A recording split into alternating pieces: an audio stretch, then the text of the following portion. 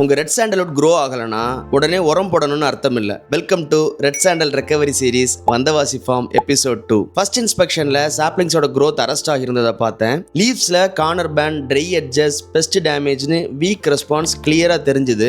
ஆனா நான் இதை ஷூட் ப்ராப்ளம்னு மட்டும் ட்ரீட் பண்ணல. ரூட் ஜோனை டிக் பண்ணி செக் பண்ணேன். அப்ப நியூ ரூட் கேர் டெவலப்மெண்ட் கம்ப்ளீட்டா இல்ல. ரூட் ஆக்டிவிட்டி ரொம்ப வீக்கா இருந்துச்சு. காரணம் ரூட் ஜோன்ல ஒயிட் ரப்ஸ் அப்சர்வ் பண்ணோம். அது இளம் வேர்களை பயங்கரமா பாதிக்கும். இரிகேஷன் மரத்தோட காலர் ரீஜியன் பக்கத்துல அதிகமா கொடுத்திருந்தாங்க. இந்த மாதிரி ரெட் லோமி சாயில்ல ரிப்பீட்டடா தண்டு பகுதி பக்கத்துல வாட்டர் இருந்ததால ரூட் ஜோன் ஏரேஷன் ரெடியூஸ் ஆகி இருந்துச்சு.